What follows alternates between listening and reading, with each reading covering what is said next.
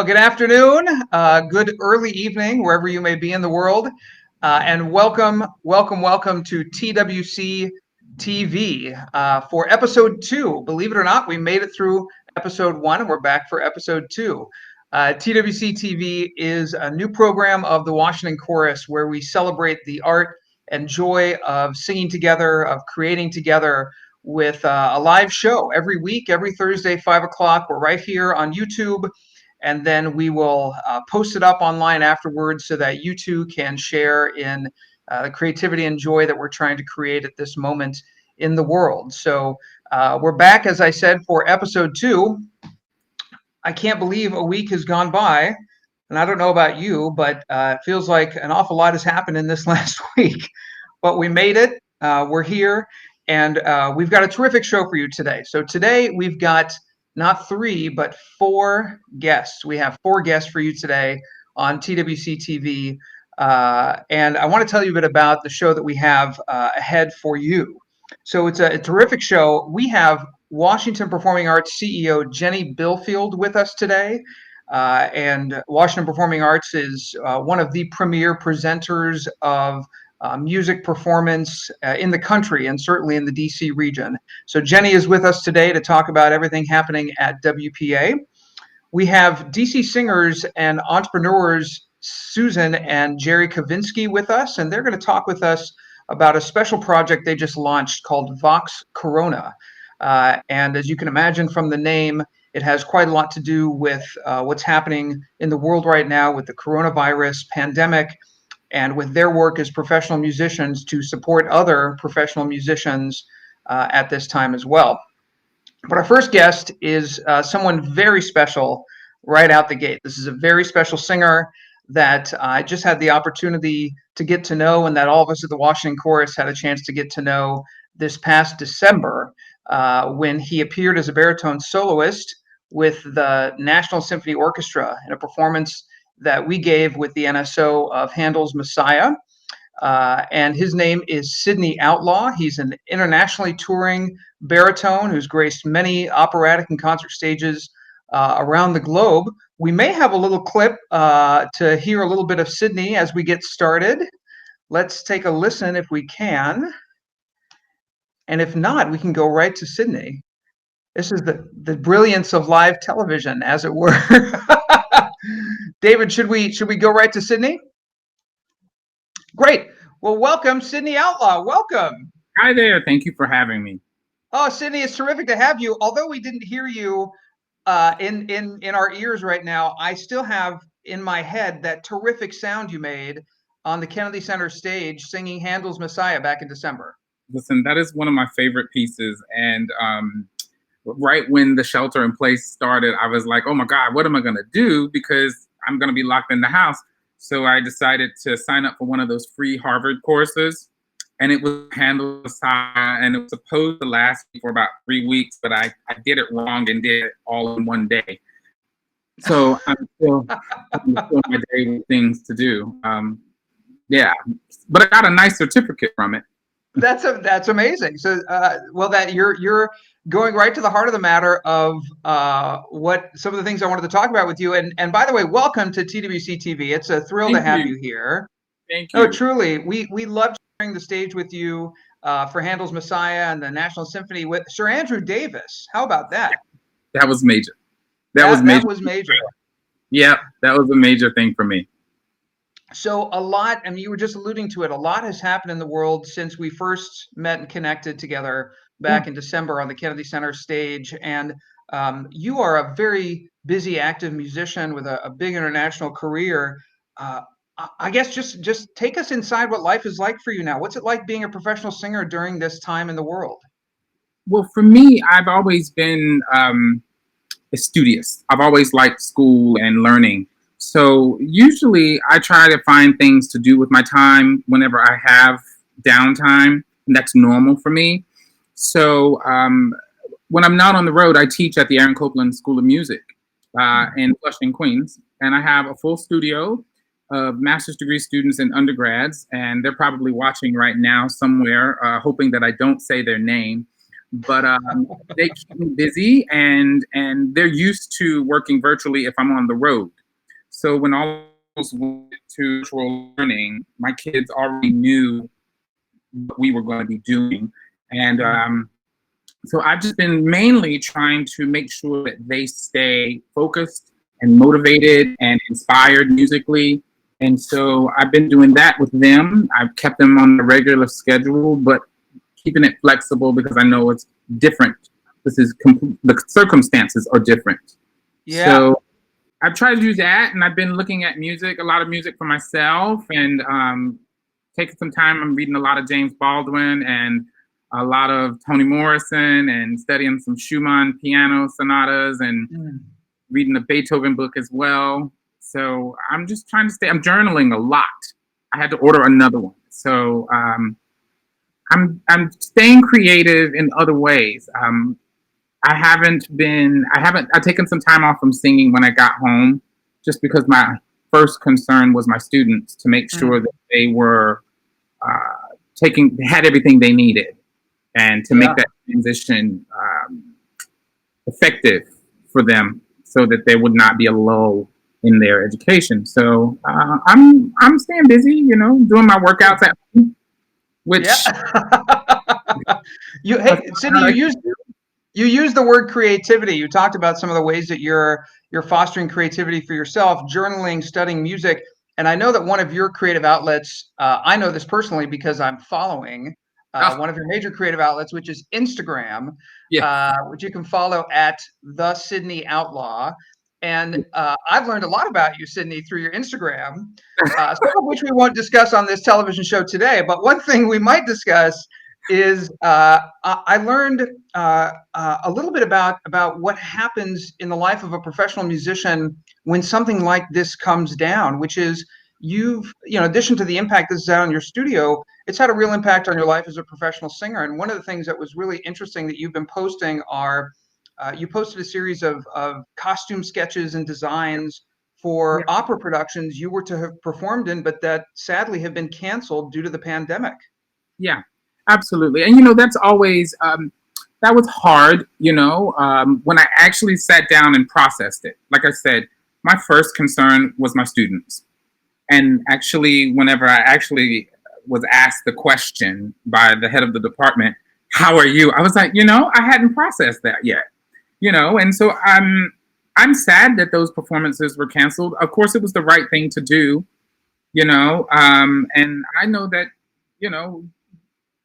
other things will come around the corner. I've got a great team of people working with me, my managers and my voice teacher and my coaches, my family and friends, so right now my thought is, keeping everybody safe and to flatten this curve, and I stay abreast to what Governor Cuomo is talking about during the day. No matter how scary it seems, I still try to tune in, those types of things like that. So it was disappointing because I love being on the stage, I love being able to create. I love being able to especially repeat roles and do more mature versions of things that I've done, because anytime I'm on stage, I can take something and put it in my toolbox to bring it back to help put it in my kids' toolbox to make them better as well. So I'm sorry about that opportunity. And, I'm always thinking about my colleagues who are experiencing it too.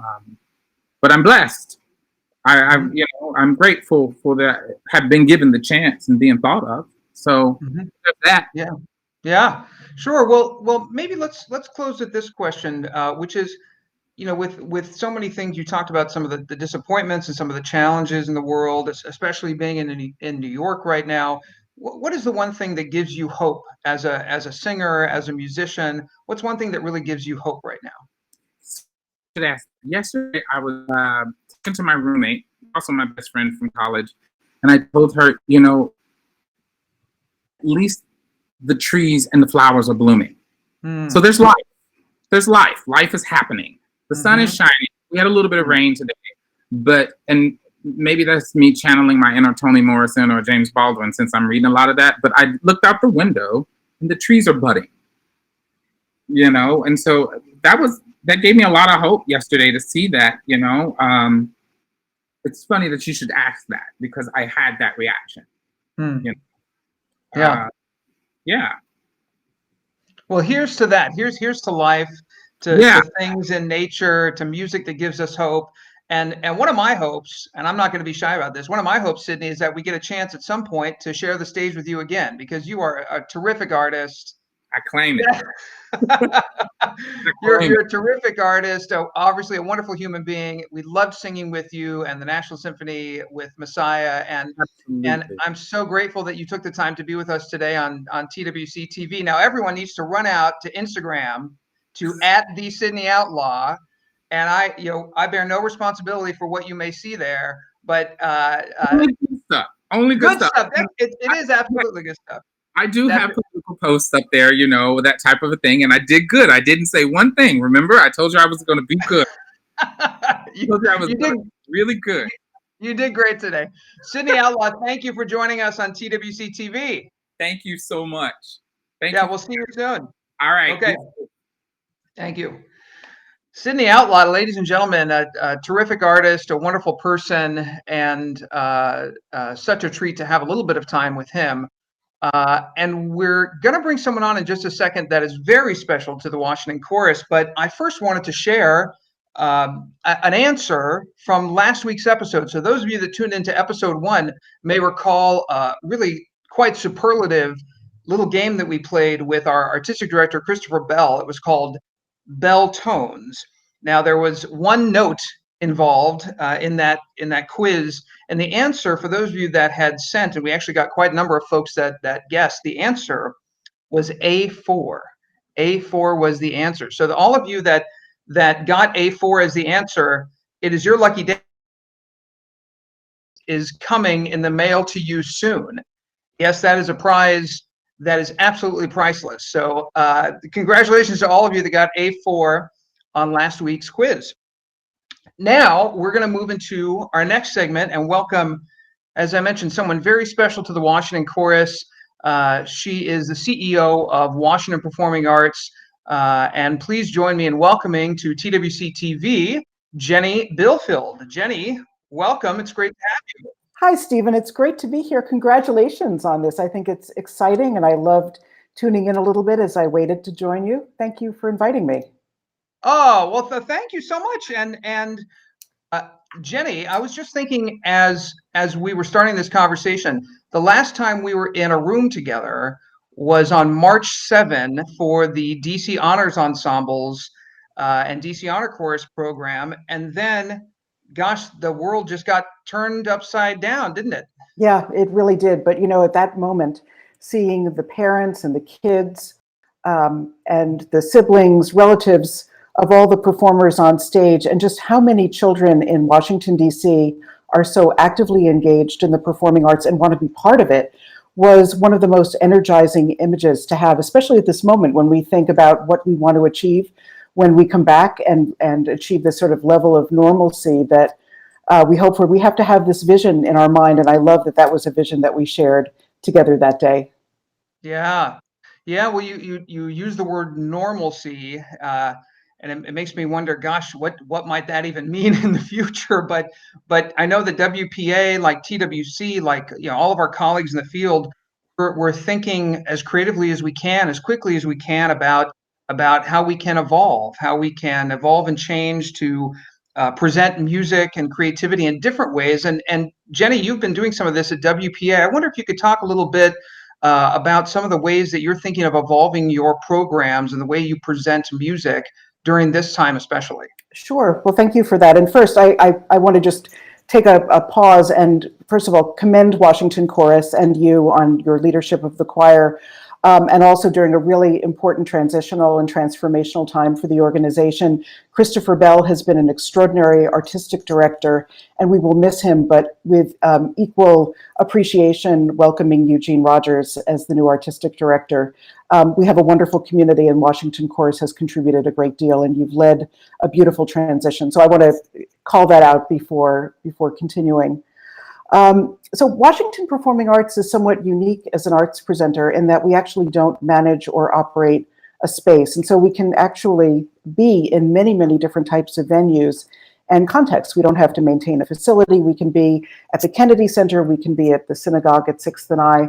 So we can be very nimble. And one of the places that we have been sort of working to occupy and program more extensively is actually our online community, because we recognize that artists are engaging very dynamically through the work they're producing online and by their own personal engagement with social media, as well as different performance and collaboration modalities. So this challenge that we have ahead of us is actually an opportunity. And I'm insisting on seeing this very chaotic, indeterminate time as an opportunity for us, especially as our artists are finding ways under extraordinary circumstances to continue to shine and to work and to communicate.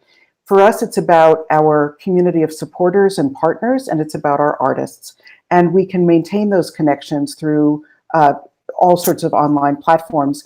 One of the steps that we took a few weeks ago was to create a team of staff under the auspices of DEF, D-E-F-T, and that stands for the Digital Engagement Focus Team.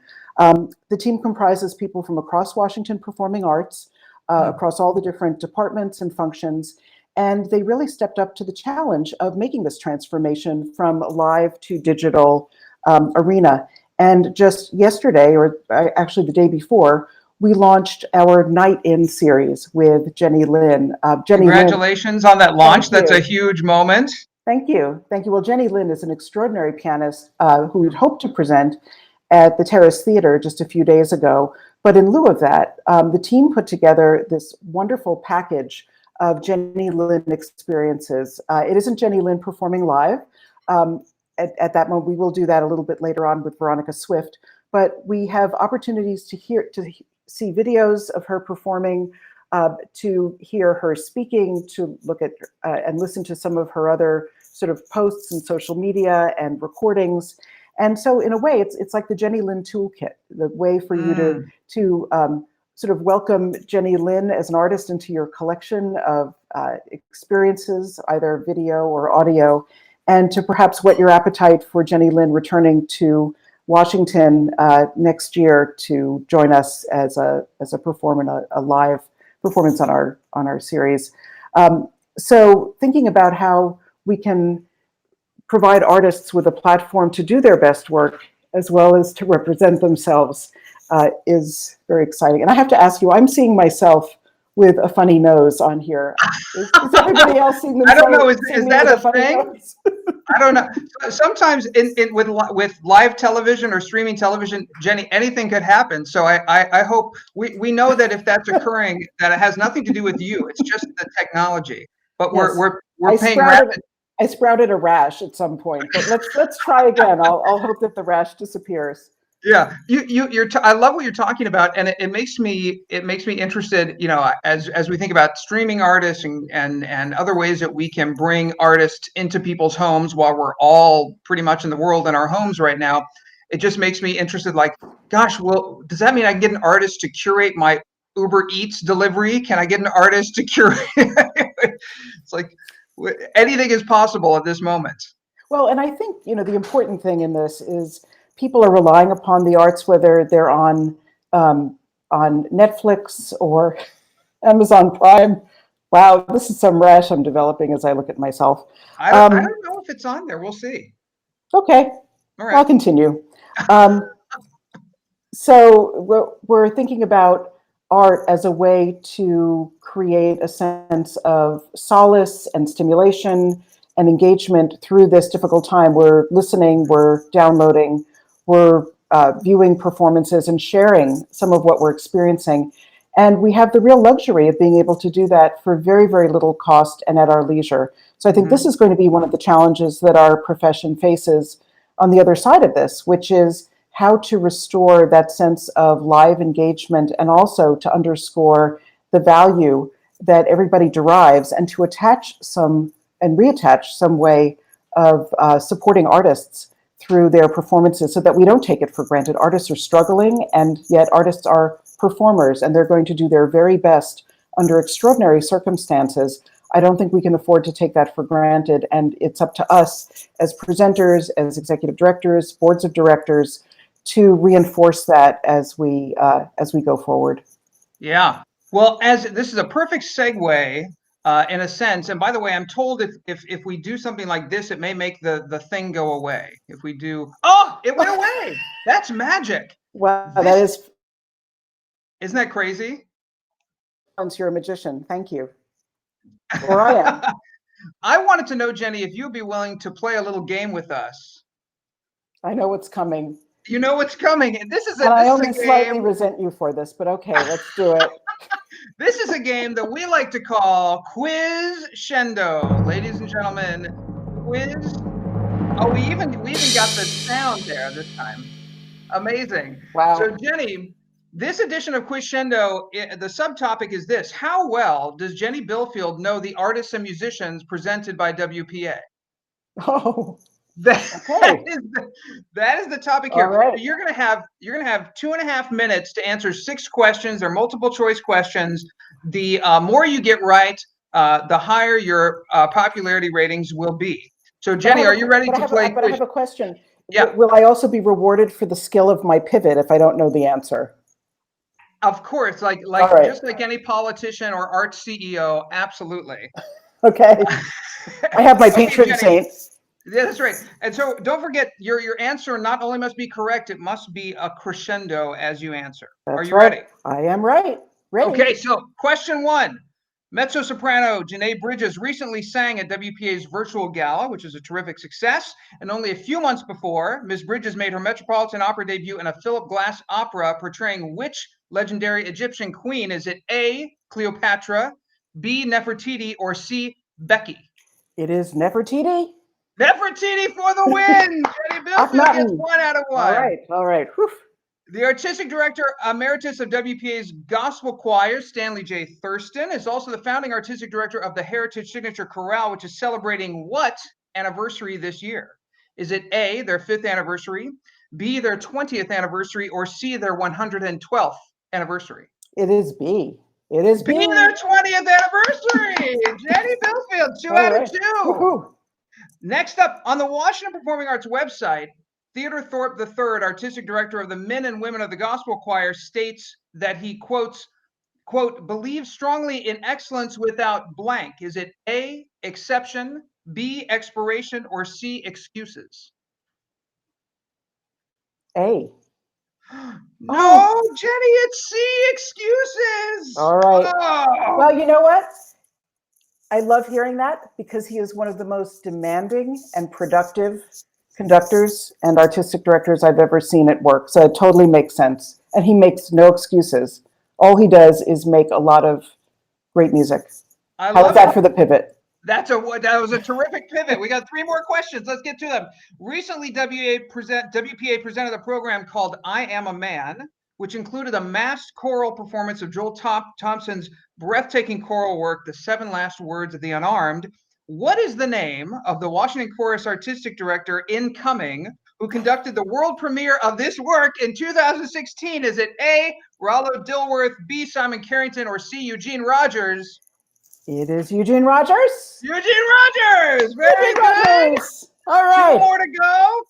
Question 5, Solomon Howard, an alumnus of WPA's Children of the Gospel Choir, is now an acclaimed star that has performed on some of the world's biggest stages. And in 2016, he won the Making a Difference Award from the Anti-Defamation League for his performance at the Kennedy Center in which opera?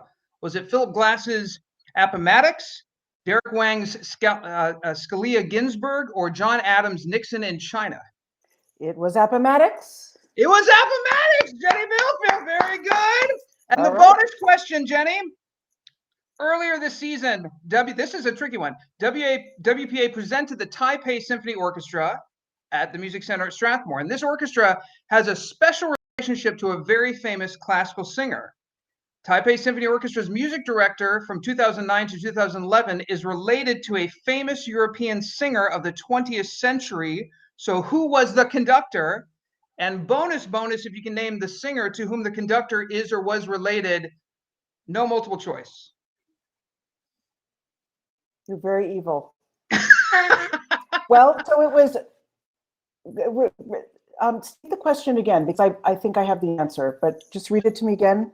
Yes, so this person was the conductor of the Taipei Symphony Orchestra from 2009 to 11. Mm-hmm.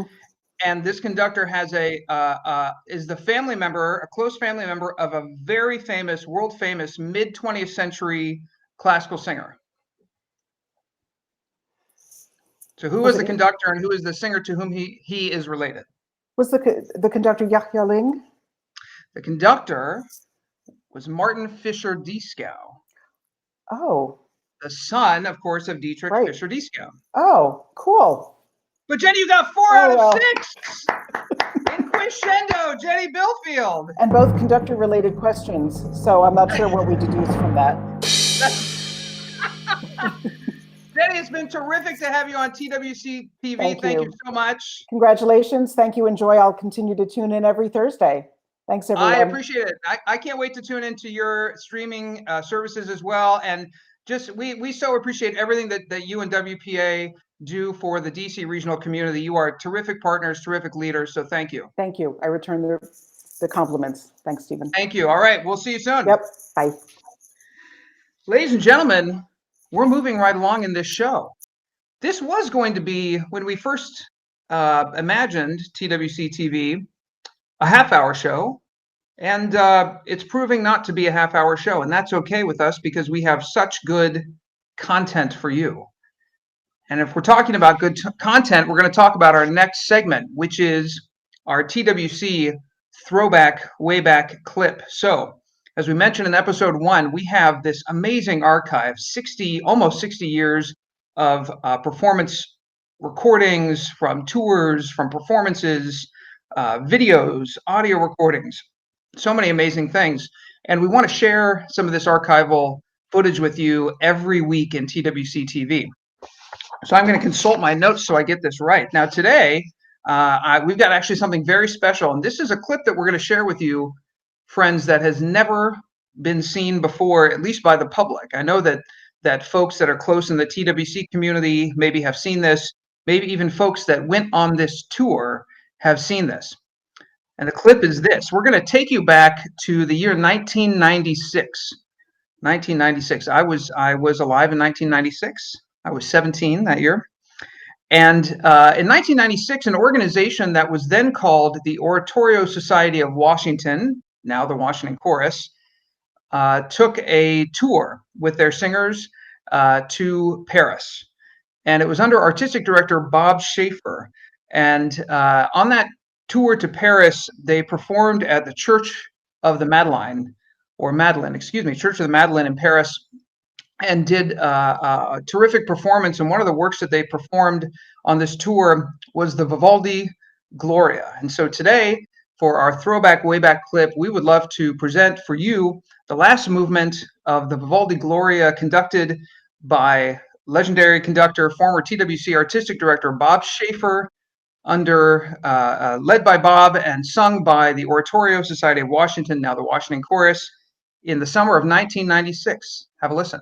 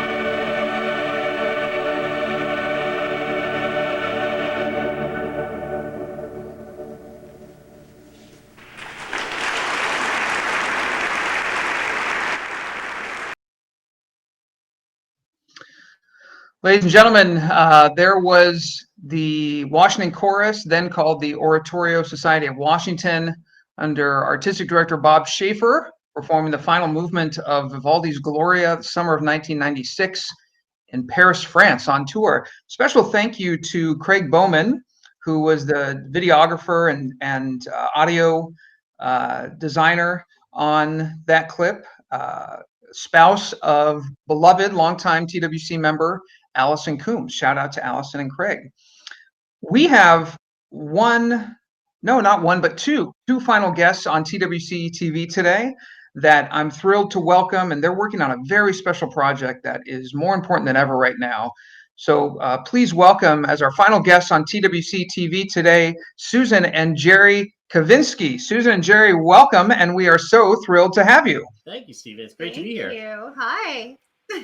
Hi, hello. Hey. You look great. This must be your home office. This is our music room. Yes. Yeah. Which is our office, because that's what we do. That's exactly what we do. That's what you do. Great. Terrific. Well, we are so thrilled to have you on. And for those of you that don't know, Jerry is a longtime professional member, one of our pro corps singers with the Washington Chorus. And Susan also for several years sang as a professional member of the Washington Chorus. And you're both very active professional singers in DC, doing that singer life thing, holding down many jobs. Tell us a little bit about the work that you do in DC as professional musicians. Sure. Well, I'll start.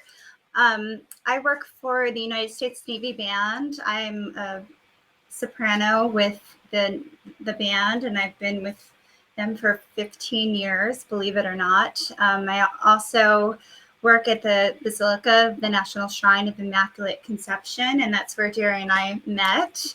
That's right. I sang there from 01 to 06, and you came in in 04, and the rest is history. And so, yeah, and we both sing around town at the cathedral. We sing at the Kennedy Center together. And Jerry's done a lot of work with Washington Bach Consort. And of course, the Washington Chorus, which I've been singing with since 2007, which is amazing how quickly it has gone. But it's great to have an organization like that that's supporting artists in the wake of all these COVID-19 cancellations. That's for sure.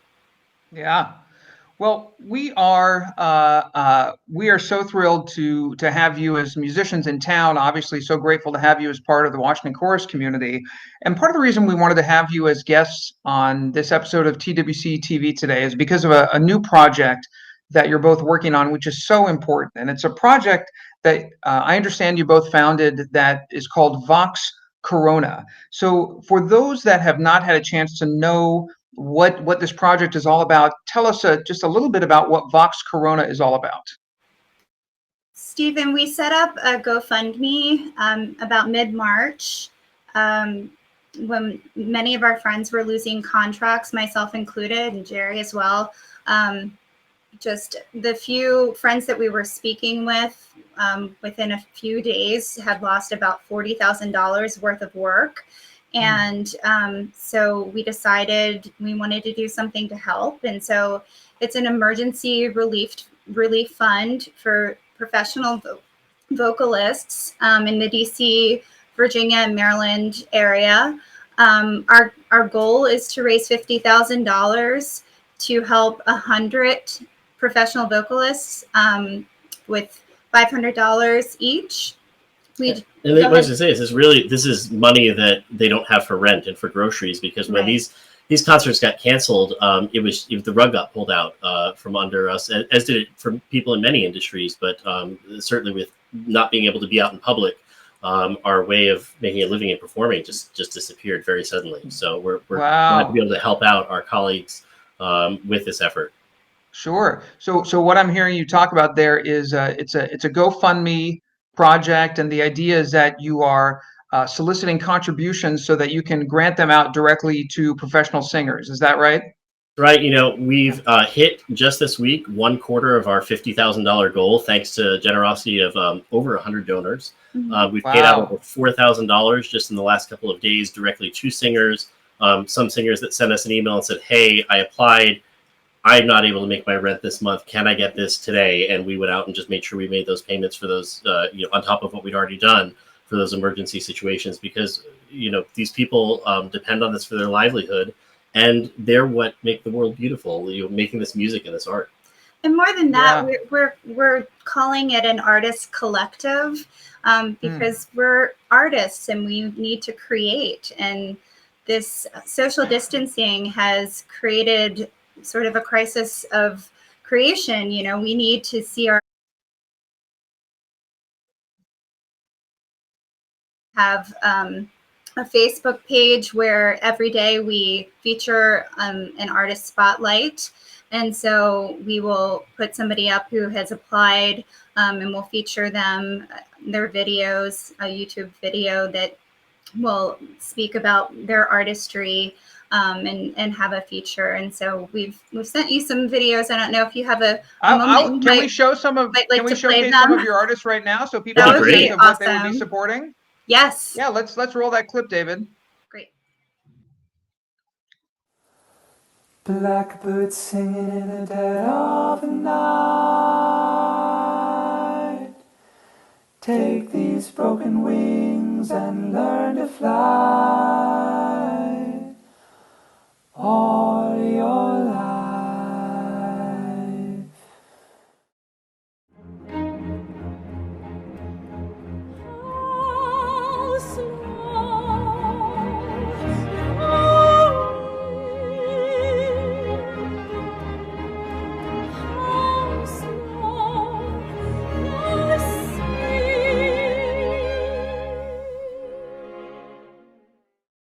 And if I kiss you in the garden, in the moonlight, we'll self-quarantine and tiptoe through the tulips with me.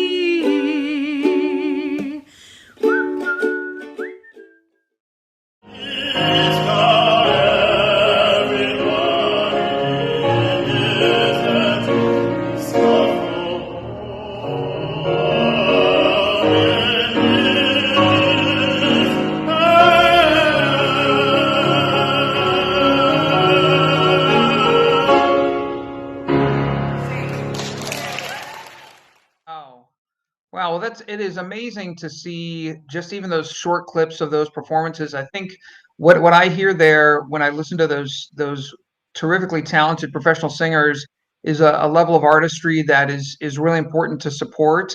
And so Jerry and Susan, we really commend you for starting this initiative. I think there are so many parts to what's happening in the world and how it affects the lives of professional musicians.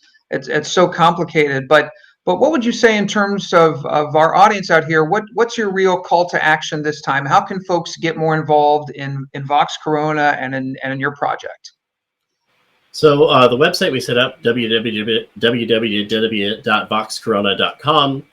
You can see more about the artists as well as make a donation. You can connect to us through Facebook and Instagram. And really, we want to, as we're stuck at home, we want to be able to connect with people who want to hear music, that want to connect with people outside of their own homes as they're all stuck there.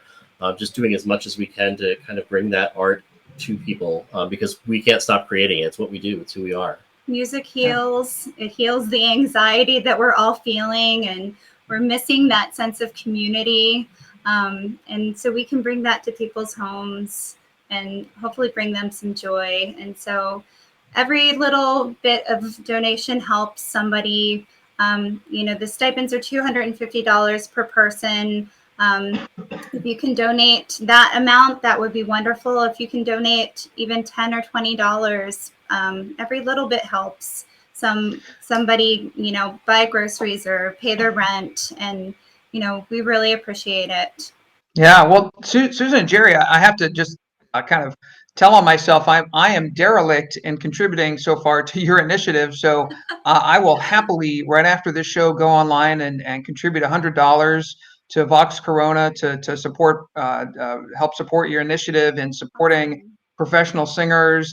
And my hope is that all of us can do our part. I mean, all of us that are, whatever field we're working in, whatever work we're doing, every little bit of support for every single person, and especially the lives of, I'm a former professional working musician myself, and I remember those days of cobbling together gigs and running from job to job, and I've got the church gig Sunday morning and then the concert that afternoon, and Right. it is a very tough existence. So I really commend you both and thank you for the heart and the care that you've put in putting this initiative together. And obviously it's going to have a profound positive impact in the lives of so many people. So thank you, Jerry and Susan. Well, thank you, Thank Stephen, and thank you to the you. Washington Chorus for giving us a chance to talk about this on TWC TV. It's great to be here. Yeah, it's great to be here. Excellent. Thank you. Well, we look forward to seeing more of you guys soon. And Yeah. we're coming to the end of today's show. I can't believe that. I'm gonna say just a few more things. Just Jerry and Susan, thank you, and we will see you sometime soon out in the internets. Vox Corona is there. Thank you. Vox Corona is their organization. Just a few things as we wrap up today. Thank you again to our amazing guests. Thank you to obviously Jerry and Susan Kavinski. Thank you to Jenny Bilfield at Washington Performing Arts. Thank you, Sidney Outlaw. It was just a terrific chance to learn more about what's happening. I don't know what your days are like out there, but some of these days really feel like months or years right now. So anything that we can do to foster creativity, to foster community right now, we hope it makes a difference. We hope it's something that makes a difference for you, brings some joy and some love into your day. A couple other folks to thank for today's episode. Of course, I want to thank our producer, David Graydon. I want to thank our Director of Production and Community, Bobby Schroyer. Our intern, Missy. You may get to meet the intern, Missy, on a future TWC TV. So there's a reason to come back, to meet Missy, the intern. And Lauren Schick O'Connell, Emma Moores, everybody that's part of the TWC team. Thank you so much for making this happen. Now, two things to know as we wrap up today. We do want your feedback.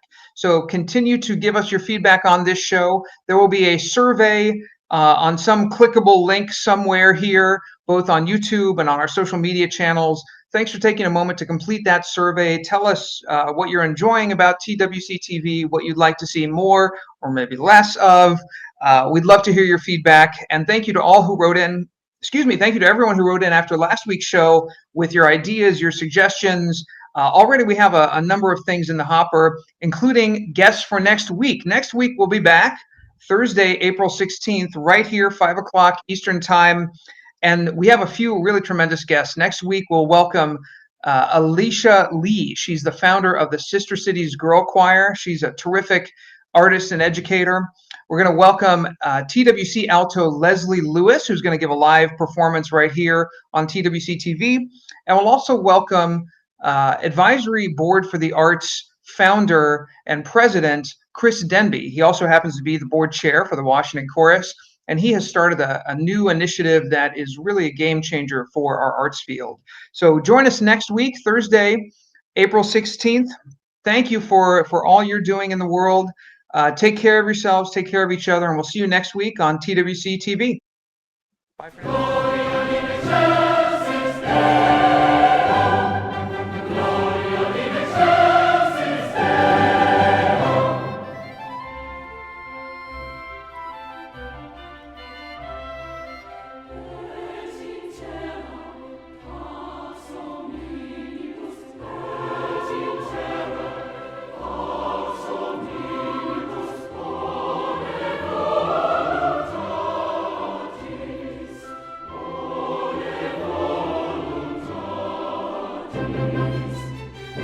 Thank you.